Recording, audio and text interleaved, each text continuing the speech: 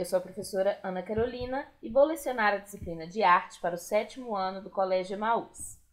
Lembrem-se das nossas orientações, que continuam as mesmas, né? Estar no local tranquilo para fazer as videoaulas e que todas as atividades e exercícios devem ser feitos tendo como base apenas as nossas videoaulas, tá bom? E hoje vamos fazer uma aula bem importante, então por favor peguem também o caderno, caso queiram fazer alguma anotação, e o livro, caso queiram fazer alguma marcação para ajudar após esta aula, né? Já que hoje faremos uma revisão para a nossa atividade avaliativa, que vai acontecer na próxima semana, vocês podem ir marcando no livro, né, com um lápis ou então escrevendo no caderno quais as matérias que vão cair na prova. Nós faremos essa revisão, né, e também a atividade avaliativa de acordo com as matérias da segunda unidade do nosso livro didático. Mas não são todas as matérias, então por isso é importante para vocês, porque quando vocês forem estudar ainda mais, né, vocês vão saber exatamente quais as matérias vocês precisam estudar. Vamos lá? Bom, então vamos utilizar a unidade 2, tá bom? Coloquem aí no livro se vocês quiserem seguir um pouco, tá? E vamos lá. Então, a unidade 2 existe arte nas nossas tradições culturais, né? Na nossa primeira unidade, nós falamos como a arte pode estar em qualquer local, né? Local físico. A gente ali estava falando de algo físico, né?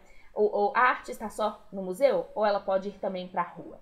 Nesse caso, a unidade 2 é algo um pouquinho mais sobre pessoas do que sobre locais em si. Claro que a gente vai falar sobre locais geográficos, né? Geograficamente falando, mas nesse caso está mais ligado à relação das pessoas com a arte do que com os locais. Então, no Brasil, existem diversas práticas culturais que são tradicionais de cada região.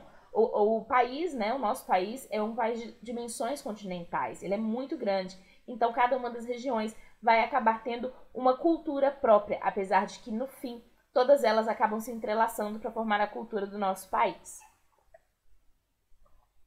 Então, meninos, essas práticas, né, elas são, por exemplo, festas, maneiras de se dançar, e é isso que a gente vai ver nessa unidade, né? Algumas dessas práticas culturais que refletem e espelham os locais onde elas estão. Então, vamos começar, né, falando um pouco sobre as tradições que existem no nosso país. Então, a arte, né, como vimos no primeiro capítulo, ela está em diferentes espaços, né? E também a gente pode dizer, né, que o que a gente vivencia no dia a dia está repleto de arte. Assim como aquelas festas tradicionais também são artísticas, tá? Então, um exemplo disso, né, que o livro mostra pra gente muito bem, são os festejos, que são festas, né, que existem em todos os locais do nosso país, cada um, né, com um estilo diferente, refletindo, claro, a cultura desse local. Então, esses eventos, eles não são somente uma arte, né? Normalmente os festejos, eles são de artes integradas. Nós não temos ali apenas a dança, apenas o canto, apenas a interpretação. Normalmente são todas elas juntas. Música, dança, artes visuais, encenações, né? Pessoas tocando instrumentos, tudo ali ao mesmo tempo. Então, os festejos brasileiros, né, essas festas das tradições populares do Brasil, não são apenas festas que contêm apenas música, né? É uma festa que possui todas as artes interligadas, entrelaçadas e agindo conjuntamente. Então, esses eventos, né, proporcionam também a apreciação do fazer artístico e pode provocar sobre a importância histórica e cultural. Muitas vezes, né, a gente não consegue nem ao menos entender o que está acontecendo ali. Basta a gente pesquisar um pouco e entender que aquilo reflete, né, momentos históricos e culturais muito importantes, né? Remonta momentos do passado, mas não um passado próximo, um passado ainda maior. Remonta aí a cultura de toda uma gente. Então, vamos lá. Então, por meio da dança, né, como diz aqui no nosso livro, é possível expressar várias emoções e ideias vindas de várias formas. E as danças tradicionais também fazem isso. E elas podem grifar essa parte aí, olha. Podem manifestar valores, costumes, crenças e outros aspectos presentes na cultura dos mais diversos povos. Mas como assim, professora? porque cada cultura vai exercer, né, ali um valor, um costume e uma crença. A gente costuma imaginar que não, mas é assim. Cada local vai ter esses aspectos muito bem demarcados. Mas como que uma dança pode expressar uma crença? Existem, por exemplo, pessoas que dançam apenas na igreja. Isso quer dizer que representa a sua crença. Como que isso representam os nossos costumes? As roupas que as pessoas utilizam para aquela dança, elas são utilizadas no dia a dia ou elas remontam a algo que aconteceu no passado? Então é costume, é histórico e assim por diante, né? Então o que a gente pode tirar de conclusão aqui nessa introdução do livro é que a arte e a cultura está muito interligada. Então, claro que nas nossas festas populares, né, vai existir sim arte e muitas vezes uma arte muito refinada e que a gente não espera encontrar. E agora falando do frevo, né? O frevo é uma dança, né, que surgiu ali no Recife, lá no século XIX, que a gente olha, parece fácil e na verdade é bem difícil, bem complicado, e teve a influência aí africana e europeia. Nossa, professora, você não se cansa de dizer que a influência é europeia, é africana? Não, não tem nem como cansar, né? O nosso país, ele foi construído através dessa máxima, né? Nós temos a cultura europeia, principalmente portuguesa, e a cultura africana, né, dos escravos que vieram escravizados, muito fortes no nosso país, juntamente com a cultura indígena.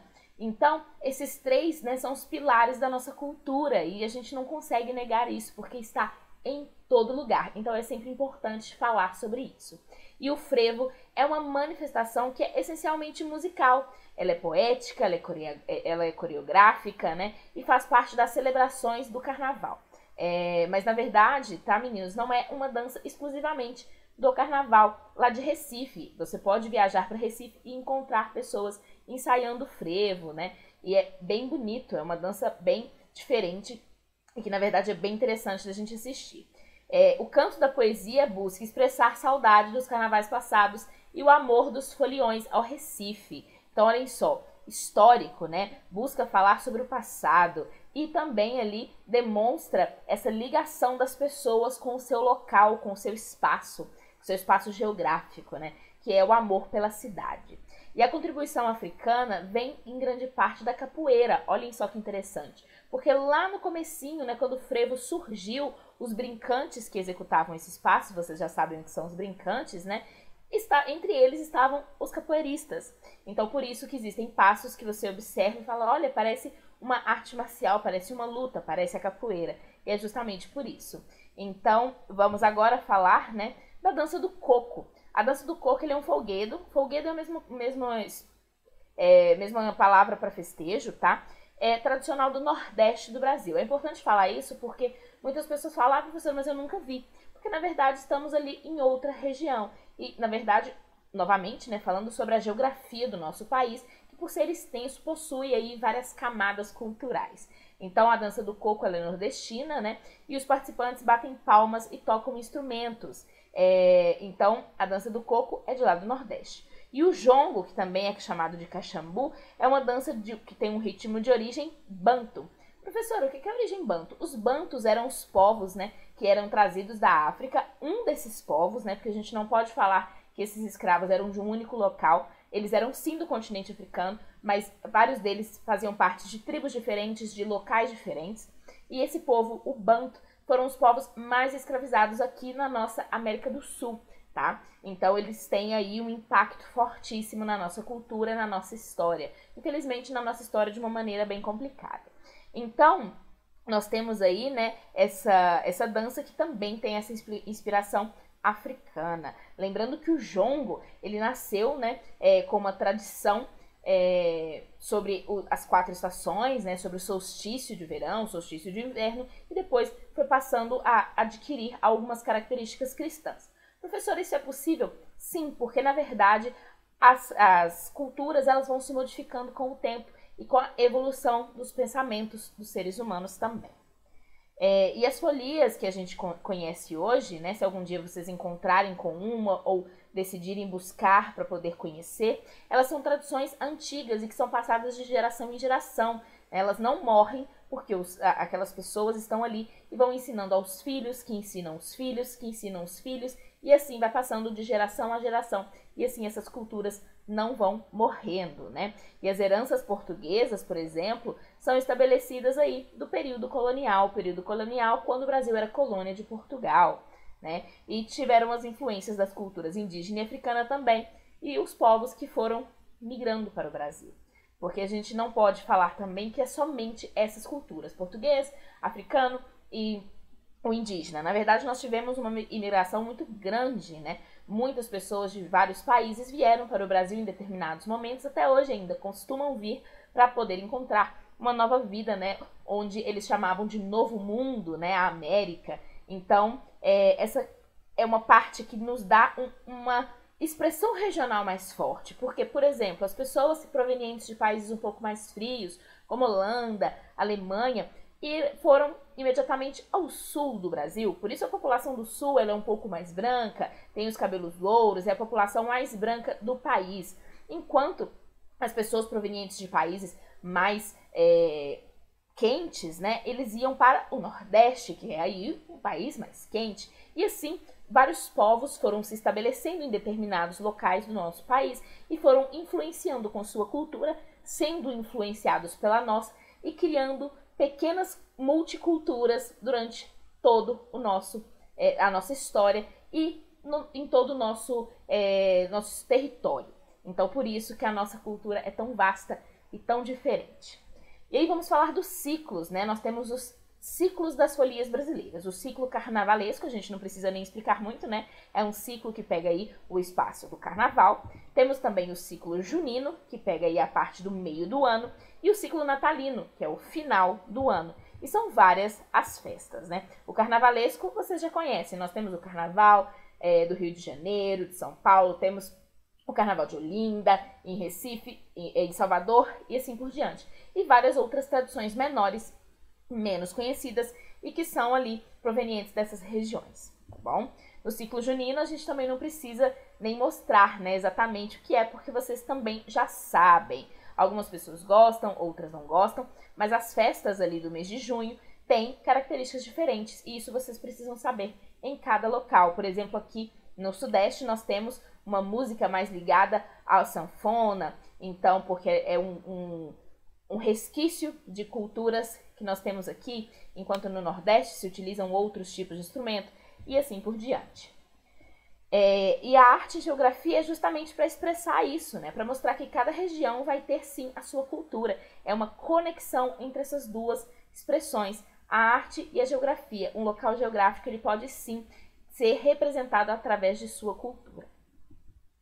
E agora vamos falar, né, do capítulo 4, Arte e Encanto, e falar sobre as nossas tradições culturais de uma maneira um pouco diferente. Vamos falar sobre a voz e o canto, né? Pegando aí essas cantoras do Vale do Jequitinhonha que traduzem a sua cultura, a sua história em suas vozes. E vamos falar aqui de alguns termos um pouco mais técnicos sobre voz e sobre canto, né? Então, os cantos tradicionais, né, existem inúmeras formas e técnicas de controle da voz que vão envolver respiração, emissão de som, uso dos músculos faciais, do nariz, da garganta, das mais variadas formas de cantar.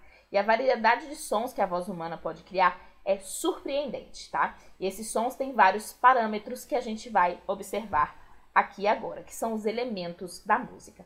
O timbre da voz é uma assinatura que a voz tem, é o que diferencia e dá identidade sonora, né? É o próprio som da voz de uma pessoa. Professora, então eu sou um homem, a minha voz é um pouco mais grave, né? Um pouco mais grossa. Isso é o timbre da minha voz? Sim, essa é a identidade sonora da sua voz. A minha voz, ela é um pouco mais fina, né? Às vezes até muito fina. Então essa também é a identidade da minha voz, a identidade do som que eu produzo. Então é o meu timbre. Então olha só, tecnicamente falando, o timbre é uma característica acústica da fala e do canto e determinada aqui, ó, na vibração da nossa laringe e do conjunto de pregas vocais, impulsionada pela passagem do ar pelas articulações de diversas cavidades anatômicas. Lembra na aula de espanhol que eu expliquei para vocês sobre essas cavidades aqui? Então, é por isso que está falando aqui, né? O ar, ele vai sair por diversas cavidades anatômicas. Lembra que eu falei que a gente tem uma caixa de som aqui dentro? Então, o som pode sair pelo nariz, ele pode bater aqui e voltar criando um som, e assim por diante. Várias possibilidades. Então, aqui nós temos o aparelho fonador, que eu tanto falei para vocês nas nossas aulas de espanhol, né?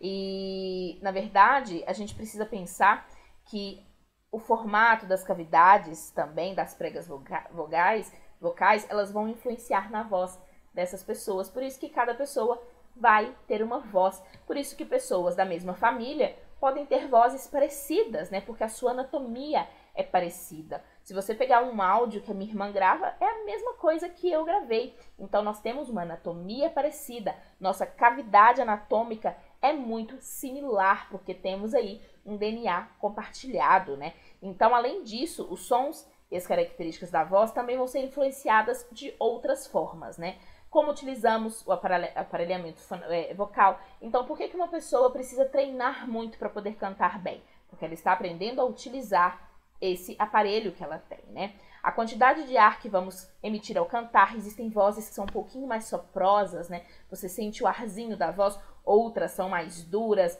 outras são mais claras, mais vibrantes. Isso é a quantidade de ar que a gente deixa escapar ali quando está falando ou cantando. A velocidade, né? Eu, por exemplo, falo bastante rápido, e a força com os quais fazemos isso. Você pode ter uma voz bem suave ou então uma voz bem forte, né? Bem tensa. A tensão na garganta, né? Na laringe, a maneira de projetar o som pelas cavidades, a forma de abrir a boca, a forma de movimentar a língua. Lembra na nossa aula de espanhol que eu falei para vocês? A língua faz assim, o dente faz isso, a bochecha tem que estar daquele jeito, porque é isso que importa muito na hora de emitir os nossos sons. O fôlego, a capacidade pulmonar e a forma de respirar também são aspectos importantes para o canto e podem ser treinados, tá? Com professores capacitados. Temos também aí a duração dos sons e a sua intensidade, ou seja, o tempo que os sons permanecem soando e a força com qual eles soam, né? E temos também as alturas. Nesse caso aqui pode gerar aí uma confusão, mas na verdade o que acontece? A intensidade, ela quer dizer o volume, né? A força que ele soa. Então, aumentando o volume, eu tenho mais intensidade. Diminuindo, eu tenho menos intensidade. Quando a gente fala de altura, a gente está falando de agudo e grave. A voz aguda e a voz grave. A voz grave, normalmente, é por isso que a gente chama de altura. É aquela voz mais baixa, né? Aquela voz mais grossa. E a voz mais aguda é aquela voz mais alta, aquela voz mais fina, né? E a altura vai ser relacionada também à afinação, no caso do canto, né? A afinação é saber ajustar os sons emitindo tanto no instrumento musical ou nas vozes, né? E fazer exatamente um ajuste desse som para que ele soe da maneira correta. E a gente pode, né, falar também aqui das notas musicais, que são usadas em contexto musical, né? E na verdade, as notas são a escritura dos sons, é como a gente escreve os sons. Assim como a gente escreve as letras, né, para fazer as palavras, a gente também pode escrever notas musicais para escrever canções. E no canto é comum utilizar um instrumento chamado de diapasão, né, que tem o formato de U e ele emite uma nota que soa com intensidade baixa. E aí o regente do grupo vai ouvindo a nota e vai permitindo cada integrante uma nota de partida para que as vozes possam cantar com a mesma base. Isso quando você vai cantar com mais pessoas, que na verdade é um exercício bem complicado. Então as notas musicais podem apresentar altura e duração definidas e podem ser tocadas por instrumentos ou cantadas por vozes. E é a sequência de notas musicais que forma a melodia das músicas. Então, quando a gente fala que vamos escrever a canção ali com as notas musicais, não é a letra da música. A letra da música a gente escreve com o nosso alfabeto. A gente está falando que está representado a melodia, os sons que aquela música vai precisar emitir para se parecer com aquela música, né? Porque se a gente vai tocar uma mesma música, ela precisa ser tocada ali de uma maneira reconhecida. E isso aqui é muito importante, né? A emissão da nota musical, ela acontece aqui na laringe, com a vibração das pregas vocais. Professora, cada um tem uma prega vocal diferente? Sim, cada ser humano tem uma prova vocal diferente. Então, uma pessoa que tem uma prega vocal um pouco mais pesada, um pouco mais dura, normalmente vai ter aí uma voz mais grave, um pouco mais escura, com uma tonalidade mais escura. Uma pessoa com uma corda vocal um pouco mais leve vai ter aquela voz um pouco mais leve, que demanda essa leveza, um pouco mais suave, e assim por diante, tá? Quanto maior o número das vibrações, mais aguda será a nota. Então é muito interessante ver as pessoas que cantam, que elas querem fazer notas bem agudas. É justamente pelo nível de dificuldade, né? Você precisa vibrar a sua voz, as suas cordas vocais, de uma maneira muito técnica e muito correta para fazer essa nota se sustentar. Mas não pensem que a nota grave também não é difícil. Quanto mais grave e quanto mais aguda, mais difícil vai ficando sustentar essa nota, porque não é natural, né? Então é preciso ter um trabalho. E a afinação e a respiração vão se relacionar o tempo todo, né? A respiração ela é muito, muito importante para cantar, assim como para falar. Mas para cantar é ainda mais complicado. Você precisa saber exatamente a hora que você precisa respirar, precisa soltar exatamente a quantidade correta de sons e assim por diante. E as classificações das vozes para o canto. Vamos falar de extensão e tessitura. Como vimos, um coral é formado por muitas vozes, né? A gente sabe que os corais são formados aí por muitas vozes, e essas vozes são classificadas conforme sua extensão e sua tessitura. A extensão se refere ao número de notas que alguém consegue produzir, da mais grave para a mais aguda, enquanto a tessitura se refere à região na qual a pessoa canta com boa sonoridade e naturalidade. Vamos pensar nesse momento em uma régua. Nós temos aí uma régua de 30 centímetros, ok? Nós temos 3 divisões de 10 centímetros. E qual é a minha tessitura? A minha tessitura está ali no meio, né? A região melhor, que a minha voz soa melhor, é ali no meio, dos 10 aos 20 centímetros. Mas a minha extensão vocal, ela não precisa estar exatamente ali, porque a minha tessitura é onde eu me sinto confortável. Mas se eu trabalhar, eu posso estender a minha extensão vocal. E aí o que acontece? Eu saio desses 10 e posso acrescentar aqui para o agudo, para o grave e ter uma extensão vocal um pouco maior. Então a tessitura é onde eu me sinto confortável. E a extensão é até onde eu posso ir com o meu trabalho também, né? Treinando e treinando. E as diferentes classificações das vozes são fundamentais para o exercício do canto coral, né? Normalmente a gente canta numa linha, mas corais que têm um tempo assim maior para treinamento podem fazer diferentes vozes. Então, cada uma das vozes vai cantando uma parte e assim por diante. Agora a gente vai falar dessas classificações. As vozes masculinas têm muitas divisões, mas é muito comum que a gente divida em 3 vozes. Existem outras classificações, mas essas 3 são as principais. Os tenores, que conseguem cantar uma tessitura mais aguda, os baixos, que cantam na tessitura mais grave, e os barítonos, que são as vozes intermediárias. Então pensem novamente na nossa régua. Aqui dos 1 ao 10 centímetros, nós temos os tenores. Aqui dos 10 ao 20 teremos os barítonos. E dos 20 aos 30 teremos o grave, agudo, meio, grave. Então, tenor, barítono e baixo, ok? As vozes femininas, mesma coisa. Temos ali a nossa régua. A diferença é que temos soprano, meio soprano, que também pode ser chamada de mezzo, e contralto, tá bom? Essas são as classificações mais conhecidas, não necessariamente as únicas. Lembrando, vozes masculinas, baixos, barítonos, tenores. Femininas, contraltos, meio-sopranos e sopranos, ok? Então vamos falar agora das partituras, né? As notações musicais. O que é notação musical? Notação vem aí do que a gente já aprendeu, as notas musicais. Então a notação musical é exatamente escrever, codificar uma melodia. Então vocês estão vendo aí, isso aí é uma partitura musical. É uma maneira que o artista, né, que lida ali com a música, tem para escrever, para demonstrar como é a sua canção. Desse modo, ele não precisa ensinar alguém né? Vem aqui que eu vou te ensinar como é que você vai tocar essa música. Não, se ele entregar uma partitura, esse músico vai conseguir ler a partitura e reproduzir a música.